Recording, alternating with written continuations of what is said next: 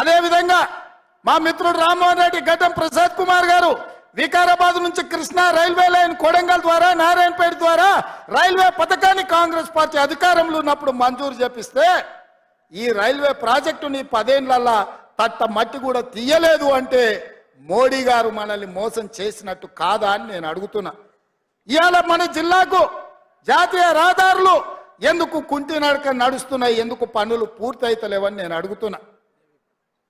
అదేవిధంగా పూడూరులో ఉన్న నేవీ దాన్ని 10 ఏళ్ళు పక్కన పెడితే నేను వచ్చి మొన్న నేవీ ప్రాజెక్టుకు భూములు కేటాయించి ఆ పనులు ప్రారంభించే విధంగా నేను చర్యలు చేపట్టిన. ఇవాళ మిత్రులారా, బీజేపీ నరేంద్ర మోడీ 10 సంవత్సరాలు ప్రధానమంత్రికి ఉన్నాడు, కిషన్ రెడ్డి గారు 5 ఏళ్ళు కేంద్ర మంత్రికి ఉన్నాడు, 4 ఎంపీలు ఉన్నారు, బండి సంజయ్ గారు ఎంపీ ఉన్నారు, అరవింద్ ఎంపీ ఉన్నాడు, బాబురావు ఎంపీ ఉన్నాడు. కేంద్రంలో మీదే ప్రభుత్వం ఉంది. 4 ఎంపీలు ఉండి 4 రూపాయలైనా తెలంగాణ రాష్ట్రానికి తెచ్చిండ్రా? ఇక ప్రధానమంత్రి కంటే పెద్ద పోస్ట్ ఏమన్నా ఉన్నదా? ఈ దేశంలోనే అత్యున్నతమైన పదవి ప్రధానమంత్రి పదవి. ఆ ప్రధానమంత్రి అభ్యర్థి పాలమూరుకు వచ్చి పాలమూరు సభలో నాకు అండగా నిలబడండి, పాలమూరు రంగారెడ్డి ఎత్తిపోతల పథకాన్ని జాతీయ ప్రాజెక్టు చేస్తా అని మాట ఇచ్చింది. 10 ఏళ్ళైనా ఎందుకు పడికేసిందో డికే అరుణ గారు, జితేందర్ రెడ్డి గారు ఇవాళ సమాధానం చెప్పాలి. మీరు ఏ రకంగా 10 ఏళ్ళు ప్రధానమంత్రిగా ఉన్నా పాలమూరుకు ప్రత్యేకంగా నిధులు ఇవ్వలే, ప్రాజెక్టులు ఇవ్వలే, పరిశ్రమలు ఇవ్వలే, అభివృద్ధి అడుగంటి పోతే ఒక్కనాడు ప్రశ్నించలే. మరి ఇవాళ ఏ విధంగా మీరు ఈ జిల్లాలో ఓట్లు అడుగుతారు, సీట్లు గెలిపించమని అడుగుతారని నేను అడుగుతున్నా.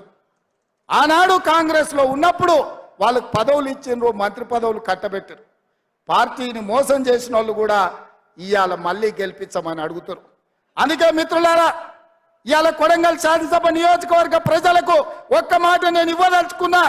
ఈ రోజు నారాయణపేట కొడంగల్ ఎత్తిపోతల పథకం కావచ్చు, మెడికల్ కాలేజ్ కావచ్చు, పారామెడికల్ కాలేజ్ కావచ్చు, నర్సింగ్ కాలేజ్ కావచ్చు, ఇంజనీరింగ్ కాలేజ్ కావచ్చు, మహిళా డిగ్రీ కాలేజ్ కావచ్చు, దౌలతాబాద్ బొమ్మరాజ్పేటలో జూనియర్ కాలేజీలు కావచ్చు, అదేవిధంగా కొడంగల్లో వెంకటేశ్వర స్వామి మందిరం అభివృద్ధి కోసం 16.5 కోట్ల రూపాయలు మంజూరు చేయించినాం. కోస్గిలో వేణుగోపాల స్వామికి 2 కోట్ల రూపాయలు మంజూరు చేయించినాం. మద్దూరులో రెసిడెన్షియల్ కాలేజ్ మద్దూరు అభివృద్ధి కోసం ఇవాళ నిధులు మంజూరు చేయించినాం. దౌలతాబాద్ లో బీసీ రెసిడెన్షియల్ కాలేజ్ కి మంజూరు చేయించినాం, జూనియర్ కాలేజ్ మంజూరు చేయించినాం. మిత్రులారా, ఇవన్నీ మీరు ఆశీర్వదించడం వల్ల, మీరు అండగా నిలబడడం వల్ల ఇవాళ 5,000 కోట్ల రూపాయలతో అభివృద్ధి పనులు మొదలైనవి. కృష్ణానది జలాలను ఇవాళ కొడంగల్లు ప్రతి రైతుకు అందించడానికి మా ప్రభుత్వం చర్యలు చేపట్టింది.